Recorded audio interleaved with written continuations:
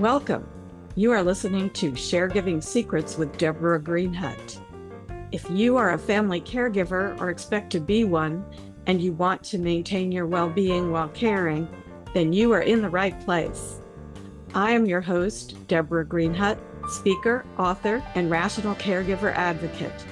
I'm a family caregiving veteran, bringing you survival secrets and experiences from experts who share the goal of doing less by managing more. We need to invent and reinvent family care, and together we're going to do it. My big idea is rational caregiving, and my motto is, let your brain lead your heart. Please share yours in the comments. Sharegiving Secrets, because friends don't let friends be caregivers alone. Let's do this. Welcome to the Sharegiving Secret. Today's episode, The Story You're Living Inside, How Caregivers Burn Out and How They Don't, is really special to me. As a narrative therapist, I'm always concerned about the story that caregivers are telling to themselves. Now, if you're suffering from burnout as a caregiver, and many of us are, there's a technique you can try to change the way things are going. Each of us lives a story or a narrative script that helps us decide how to behave almost on autopilot. But the silver lining is that we can choose not to listen and we can rewrite the plot. So let me start with something that surprised me when I first learned it. Two caregivers can be doing almost identical work, the same number of hours, the same level of responsibility. Yet one is exhausted, resentful, and nearing burnout, while the other is tired, yes, but still grounded and still intact. The difference often isn't the care, it's the story they're living inside. Today, I want to talk about caregiver motivation, not in a productivity sense, not in a push yourself harder way, but in a deeply human way. Specifically, I want to talk about the stories that caregivers tell themselves, often unconsciously, about why they are doing this work and how those stories shape stress, guilt, resilience, and burnout. So what do I mean by story? When I use the word story, I don't mean a polished memoir or a narrative that you'd like to publish. I mean the internal narrative, the meaning-making frame inside of you that answers questions like, why am I the one doing this? What does this say about who I am? Or what does love require here? And what am I allowed or not allowed to need? This story is not neutral. It quietly determines whether caregiving feels chosen or imposed, meaningful or suffocating, sustainable or endless. And here's the key insight. Burnout doesn't come only from doing too much. It comes from doing too much inside a story that removes your choices. Let's talk about a story map for caregivers, because not everyone tells it the same way. Now, over time, I've noticed that caregivers tend to inhabit a small number of recurring story patterns. These aren't personality types, they're narrative positions. And you might recognize yourself in more than one. So try taking some notes if you're not listening in the car.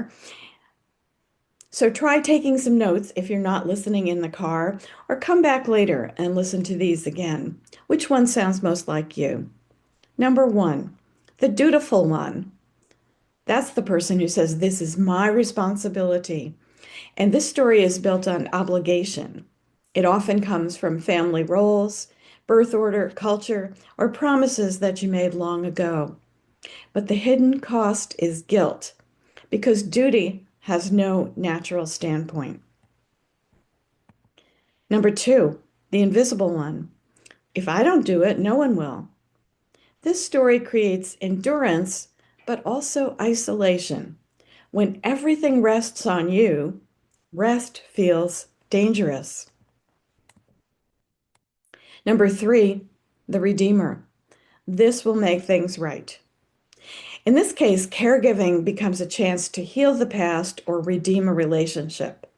And this story can sustain people for a long time until reality refuses to cooperate. It doesn't make things right, and you're not redeeming that relationship. It's another obligation.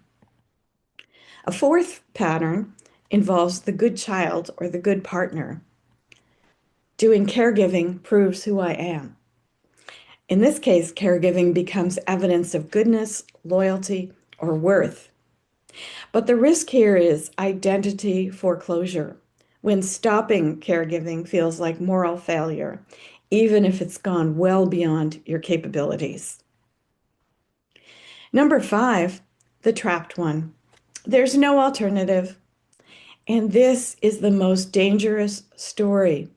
When care is experienced as coercion, the nervous system never rests. And that's the most dangerous to you.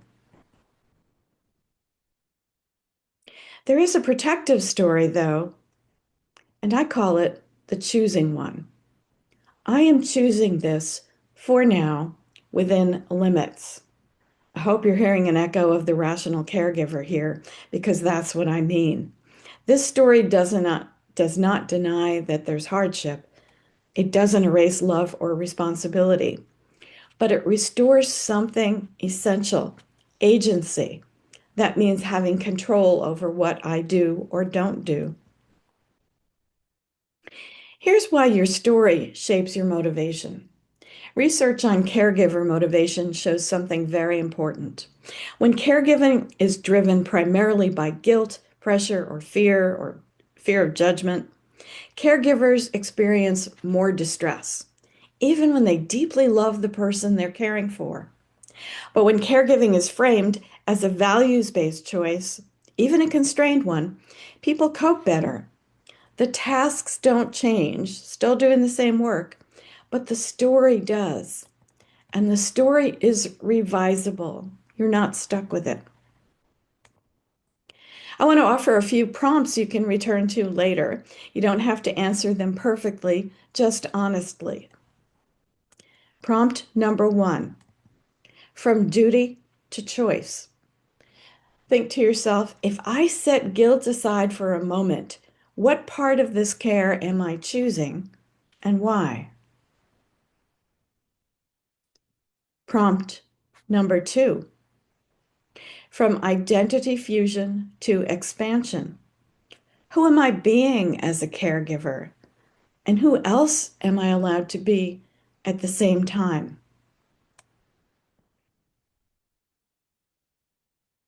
Here's another, prompt number 3, from sacrifice to meaning with limits. Ask yourself, what would it mean to honor this relationship without destroying myself? Prompt number 4, from no choice to conditional choice. If I can't change everything, what is the smallest condition that would make this feel more chosen? Prompt number 5, the reauthoring sentence. This is a way of revising your story. I am choosing to provide care because fill in the blank. And I am allowed to renegotiate if fill in the blank. You set up the conditions. You choose the outcome of the story. You can say how it ends. You might not come up with happily ever after, but you can do things in a way that benefits you more and still takes care of the person you're caring for. That last one, the reauthoring sentence, I am choosing to provide care because of X, and I am allowed to renegotiate if Y doesn't happen. That sentence alone can shift something profound inside of you. So to sum it up, you don't need to abandon caregiving to change your story, but you may need to stop living inside a story that requires your erasure.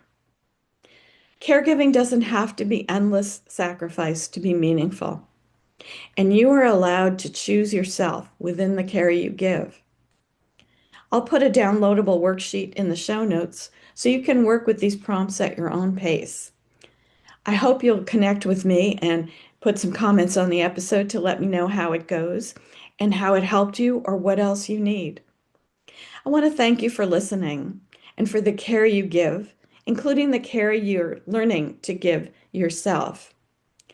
If you want a brief look at my Rational Caregiving program, there's a book available on Amazon called The Rational Caregiver. It's available in both print and electronic versions and Kindle.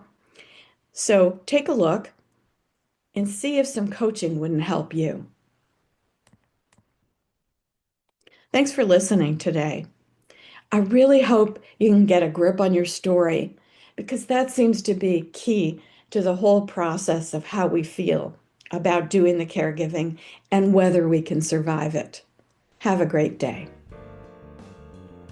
Thank you for joining me today on the Sharegiving Secret. I love sharing insights and stories to empower you on your caregiving journey. If you like what you hear, you can dive deeper by picking up a copy of my pamphlet, Non-Negotiables for Caregivers. Go to my website, deborahgreenhut.com, and click on the link for Non-Negotiables for Caregivers. Until next time, keep sharing, keep caring, and remember, you're not alone on this journey. Thank you for listening.